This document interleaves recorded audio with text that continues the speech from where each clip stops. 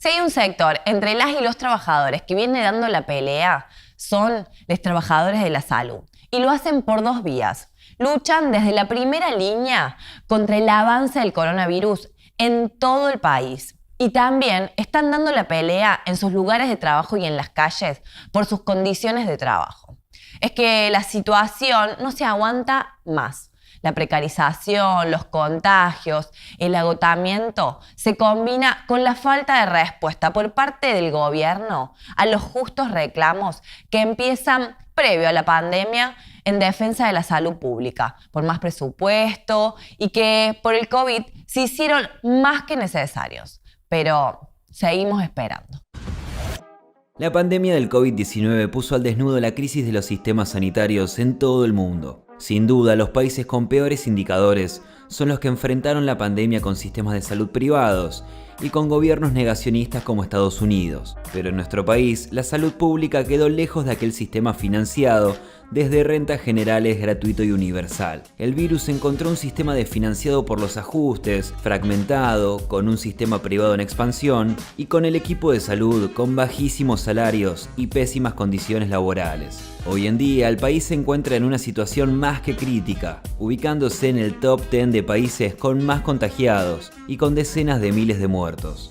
Lejos de estar entre los países que mayor enfrentan la pandemia, como el gobierno presumía meses atrás, se llegó al colmo de olvidarse de cargar 3.500 muertes en la provincia de Buenos Aires, mostrando que la situación es aún más grave.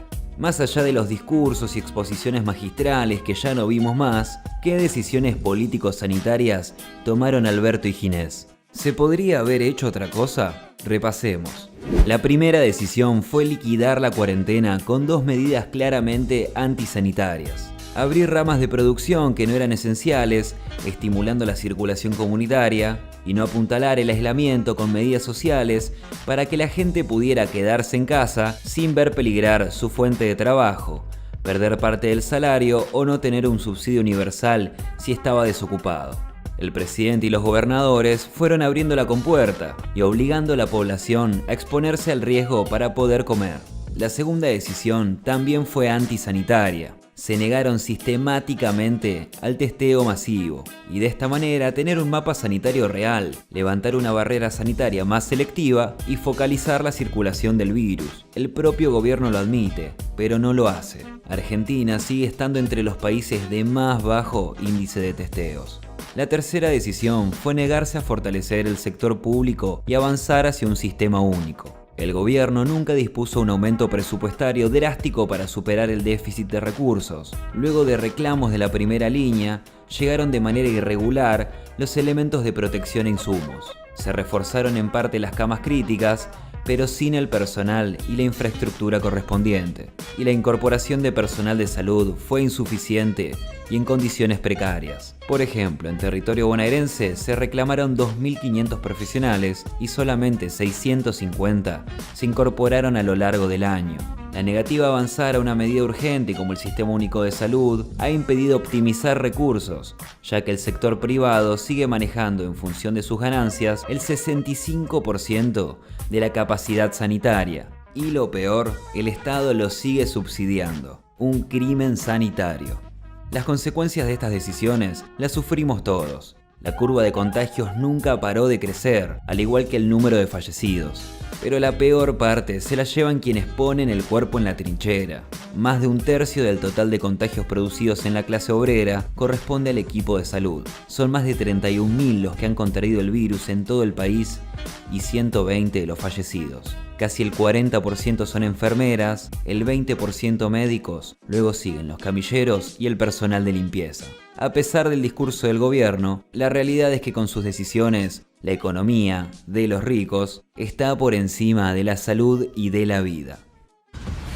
Queda claro que la flexibilización prematura del aislamiento social y el no haber fortalecido el sistema sanitario es lo que hoy está poniendo en jaque al sistema de salud y agiganta el fantasma de un colapso. Y si no colapsó hasta ahora, es porque hay una heroica barrera humana que lo viene impidiendo, poniendo en riesgo incluso hasta su propia vida. Y una parte fundamental de esa primera línea es el personal de enfermería. Los y las verdaderos esenciales que reprime la reta con su policía. Conozcamos en qué situación se encuentran. El personal de enfermería es el que está siempre, en cada servicio desde que ingresamos, en cada recorrida, hasta que nos dan el alta. Con la pandemia son quienes están en la primera línea en serio, atendiendo, asistiendo a todos los pacientes infectados. Parecen héroes, heroínas, pero no, son trabajadoras y trabajadores precarizados. Desde los primeros días de la pandemia reclaman tener los insumos necesarios. ¿Qué me van a decir después? ¿Así que te dijeron a vos que después de muerto se van a hacer cargo? ¡No quiero que se hagan cargo de mí si me muero! ¡Quiero que me cuiden antes de morirme! ¡Eso es lo que tenemos que tener en cuenta! Los elementos de protección fueron insuficientes. Esto se vivió y se vive en todo el país. Hoy, de los casi 32.000 infectados en el personal de salud, casi el 40% es personal de enfermería. En la Ciudad Autónoma de Buenos Aires, el gobierno de Larreta no reconoce a enfermería como una carrera profesional. A pesar de cursar 5 años, de tener la misma carga horaria que otras profesiones, de especializarse. Pero no, a los y las enfermeras, que en su mayoría son mujeres, no las considera profesionales y por ende los sueldos son más bajos.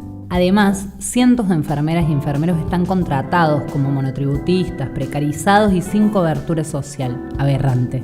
Pero el colmo fue que Larreta otorgó un bono de 10.000 pesos para todos los profesionales del personal de salud, excepto a enfermería, volviéndose a discriminar con un bono de 5.000. Indignante.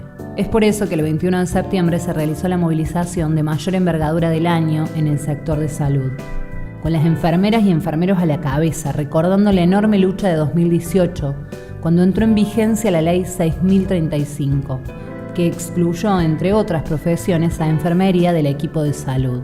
Esta vez, cuando lo que se quería era presentar un petitorio para que se escuche su reclamo, la única respuesta del gobierno de Larreta fue la represión. Lejos de amedrentarse por la represión, esto solo generó más bronca y ganas de luchar. Por eso es imprescindible apoyar el justo reclamo de enfermería.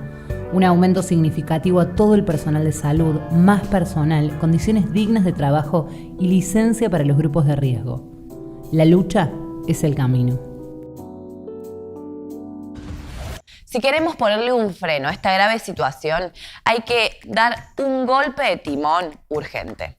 ¿No te parece que es hora de tomar medidas sociales y sanitarias opuestas a las que viene tomando el gobierno y cuidar de verdad a quienes nos cuidan?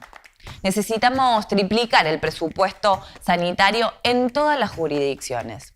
De hecho, en el presupuesto nacional para el próximo año, la salud no puede tener menos que el 15% del Producto Bruto Interno como un paso hacia un sistema que funcione enteramente financiado desde rentas generales a cargo del Estado y basado en fuertes impuestos a los ricos, a las corporaciones y, por supuesto, al no pago de la deuda externa.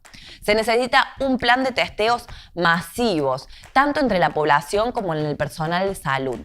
Y comités de crisis donde la participación de las y los trabajadores sea completamente necesaria, donde se discutan ahí los protocolos de bioseguridad democráticamente, donde sea en cada uno de los establecimientos que se lleven adelante estos debates, tanto de salud como en cada una de las ramas de actividad que están siendo abiertas.